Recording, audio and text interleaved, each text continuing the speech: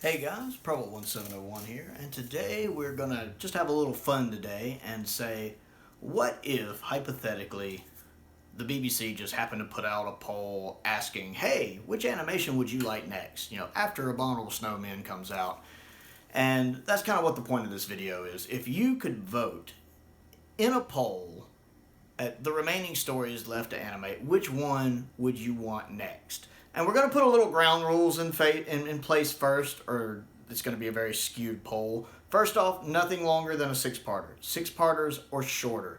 We're taking Dalek's Master Plan off the table because if we have it on the table, everybody's going to vote for it. You know as well as I do, Dalek's Master Plan is going to be the one 90% of people are voting for it. So we're going to take that off the table. We're going to take Mission to the Unknown off the table too, because to me, I just roll that into Dalek's Master Plan, and it doesn't make sense to animate it if you're not going to animate Dalek's Master Plan. Plus, we already have the college reconstruction or recreation of it, which is fine. So we're going to take Mission to the Unknown out of the equation, and we're going to take Marco Polo. Because Marco Polo is another one I feel like would skew the poll. I think a lot of people want it because it is a good story, but it also would complete Season 1. I think a lot of people want Season 1 to come out for the 60th. And it strikes me as hard to do, from what I understand. I've watched the 30-minute cut down of it, but I've never watched the whole reconstruction. So we're going to take Marco Polo off as well. So six-parters and shorter. And if the BBC was like, hey, we're not promising this is the one we're going to do next. We're just curious. If you could pick the next animation that's a six-parter or below, which one would you pick? And again, there's no promise that that's the one they're going to do next. They're not putting that in writing or anything. They're just curious to see what people would want next. I want to know which ones would you pick. So, after Abominable Snowmen, there are only 4 Troughtons left, but that would still leave several Hartnells. I'm trying to do it right here in my head. We still have about 6 Hartnells, 7 Hartnells, something like that we could work with. Like 7 Hartnells, I think. Because, do you go the Crusade? We'll leave the Crusade on there. Even with Crusade being difficult to do. I know how difficult Crusade would be to do, just the sheer number of people. But we'll leave Crusade on there because it's only 2 episodes, and it would complete a season. I mean, it's kind of a badly kept secret we're getting Season 2 anyway, but let's just have fun with this. So we'll keep Crusade on there. Do you get it just to complete Season 2? By the same token, looking at Troughton, do you go ahead and say Wheel in Space because it completes Season 5, or even Space Pirates just because it completes Season 6? Wheel in Space could be a safe choice because not only is it Zoe's first story, but it's also a Cyberman story. So you figure being a Cyberman story, it will sell. It's a Cyberman story. And, the big names like the Master, the Daleks, the Cybermen, they're probably going to sell because these are big Who villains. But to be honest, I've never watched the Wheel in Space, either the 2 surviving episodes or audio. I've never experienced it in any way. But I hear Wheel in Space is a bit dull, that it's a little boring, that it drags a bit as a 6-parter. Maybe it would have worked better as a 4-parter, I don't know. I do know episodes 3 and 6 survive. That would be nice for me because I love when the final episode of a story survives or a later episode of a story survives. Especially the final episode. I like ending with the surviving episode. So that'd be a nice little treat for me. But I don't know how badly the story would drag for me. Now, there is a part of me, I will admit, that is tempted to put Space Pirates just because I've kind of built this story up in my head as having to be better than people make it out to be. It's Bob Holmes, and I love Bob Holmes. Most of you know I love Bob Holmes. If Bob Holmes was still alive today and I met him, he would be freaked out. I'd be like, you're Bob Holmes, and I love you, and your work is so amazing. And he'd be over there, where is that emergency security button they were trying to show me earlier? That's probably how that would go. So there's a part of me, just because I want to see that story and actually see it, I really do want that one to be animated. Plus, they could take that Macroterra approach with it and really just kind of do their own thing with it and don't be, you don't have to stick to the camera script. You can just kind of reimagine it because Macroterra is fantastic. And Macroterra was a story I barely knew much about. I had never even heard of it when Gridlock came out. It was finding out about watching Gridlock got me interested because the way the Doctor references the Macra and having seen them before, that struck me as alluding to something from Classic Who, so I looked it up. And even then, it just kind of struck me as this B movie, looks like a 1950s giant ant movie with a low budget that no one ever talked about that happened to be missing. Never heard much about it. It was kind of a shock when they picked it to animate, although I think they picked it just because it was kind of easy to do. But because of what they did with it and the liberties they took with Macroterra, I think it's phenomenal. It's one of my favorite animations. One, the animation itself is gorgeous and better than anything that's come since, honestly. As much as I love like Faceless One and Evils, especially Evils, Macroterra is the bar to beat. Still. And then the liberties they took with it, with the animation, just really makes that one of my favorite Troughton stories to watch. Even though it's animation, not surviving footage, I absolutely love it. It's the one story that's missing that if they don't find it, I'm fine. All of the others, the animations probably can't live up to the actual episodes. This is the one case in Macroterra where I feel like the animated episodes are probably better than the actual surviving episodes, and I'm fine with the animations. So in that case, I could see them doing that with the Space Pirates, just kind of reimagining it, doing their own thing with it, maybe trimming out some of the dead areas, slim it down a little bit. I would enjoy that. I would like that. I don't know if I would pick it to be the one I want. It's so hard jumping around because, you know, I've really got to experience a lot more of Hartnell recently since a lot of my subscribers have been very generous and very kind, and you guys have been sending me quite a few things to my P.O. box, a lot of which are First Doctor stuff for me to experience, and I really appreciate everything that has been sent to me and everyone who has sent me stuff. You know, I've got to watch the Aztecs for the first time. I got to watch Planet of the Giants for the first time, and I love Planet of the Giants. Like, I adore Planet of the Giants. These sets, I love the sets. It's like a teleplay. It really does look like a play on stage. I was a theater major, so I really connect with that.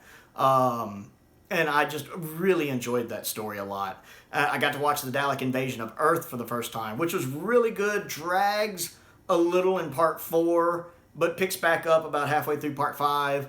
Really good story. And then I've gotten some other stuff I haven't had a chance to watch yet. Somebody sent me both of the Peter Cushing movies on Blu-ray. I've always wanted to see those. Somebody just sent me the Keys of Marinus, so I'll get to watch that soon. One of my subscribers told me that the Time Meddler is coming. I think somebody has something else coming. Frontios for the Fifth Doctor's coming. The Fifth Doctor's kind of a younger Hartnell at times. So it's really neat seeing more of Hartnell and experiencing more of him and getting a firmer grasp of his Doctor and his era and his companions, etc., and learning how much I just really love Ian and Barbara. They're fantastic, and how right I was to be irked by Susan because she's not fantastic. But, you know, that's the thing. Do I pick a Hartnell now that I'm learning more about that era, or do I pick a Troughton? Because I just love Troughton. I love Troughton. I love Troughton's companions. I love Troughton's story. I'm a huge Troughton fan. And Jamie's one of my favorite companions, and they are just so good together.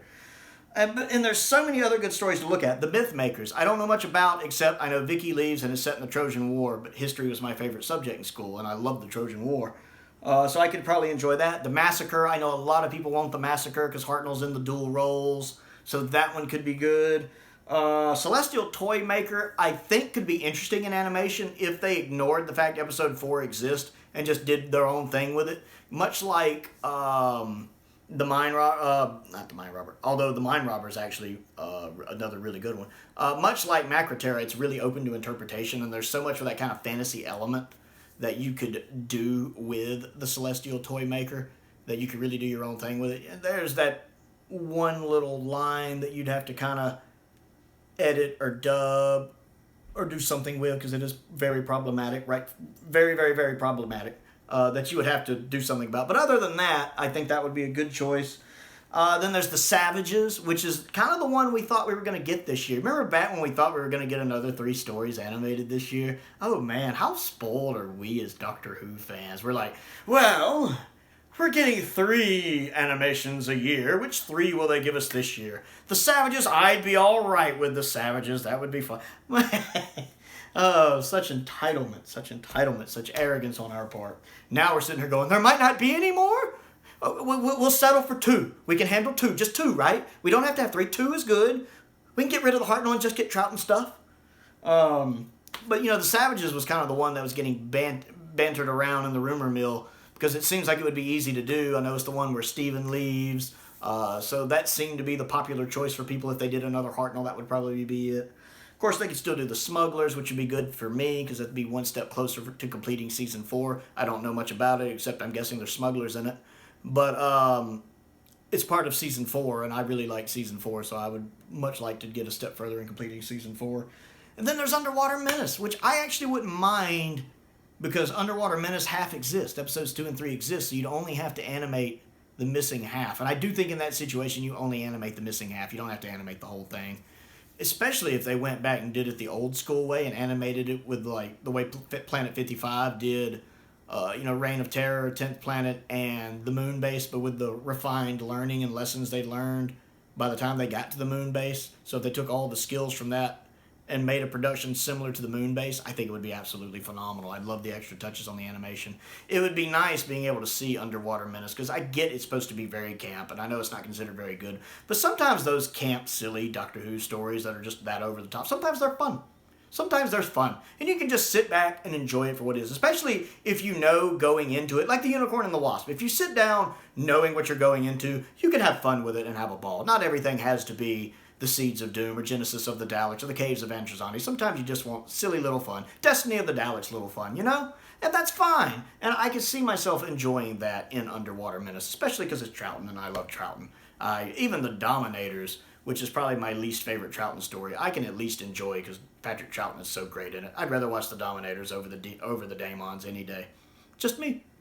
Troughton's just amazing. I love Pertwee too, but Troughton's just amazing. Matter of fact, I like Pertwee a little more than Troughton, but something about Troughton's mannerisms and stories really brings them to life. So it's really hard, and of course the Highlanders, I've got to talk about the Highlanders. The Highlanders would be my least likely Troughton one. I would like it because it's Jamie's first story, but I also hear it drags. I hear it's not really that interesting. So I don't know. I like historical, so maybe I'd like it, but I don't know. It's really hard for me to pick just one. It would probably be between Will in Space and Underwater Menace for me. Underwater Menace for the reasons I just described, and Will in Space because it would complete Season 5. It would be a Cyberman story. A third of it is complete, so I could watch the surviving episodes. And it's Zoe's first story, and I love Zoe. So despite the fact it doesn't have the most exciting reputation, I think that's the one I would go with. But it is a hard pick. If I was choosing a Hartnell, I don't really know. It would probably be between Crusade, which would be unlikely, and then probably the Savages or the Smugglers. The Smugglers just because it's Season 4. So I would like to know what you think. If you could pick, which one would you vote for in a poll like this? Again, for me, I'd be torn between Underwater Menace and Will in Space. But I would like to know what you think, so comment down below and let me know, because I always enjoy hearing from you guys. Other things to do, click the like button, click the subscribe button, click the bell for notifications so you never miss out on another video. I also have a P.O. box, as I was talking about earlier. A lot of you guys have been very generous in sending me stuff to expand my First Doctor knowledge, which I really, really appreciate. If there is anything you would like to send me, my P.O. box is down in the description, as is a link to my Amazon wish list as well. If you would like to check that out, there's a couple sonic screwdrivers on there too I've been meaning to get. Yeah, my Fourth Doctor one conked out on me, and that really upset me. I love my Fourth Doctor screwdriver. And a girl I was dating actually gave me that for Christmas, which is funny because I gave her that for Christmas too. We both gave each other not just sonic screwdrivers, but the same sonic screwdriver, the Tom Baker one. Man, that was amazing. So I still have it. It just the sound doesn't work. I need to get another one. I also have a Patreon if you would like to support me that way. A link to that is down in the description below as well. If you have a minute to check that out, check the tiers out, see if there's anything there that interests you. I want to give a shout out to two of my top tier patrons, Stephen Crane and the Fifth Doctor. I appreciate his support, just as I do the support of all of my patrons. Most importantly, though, thank you for watching.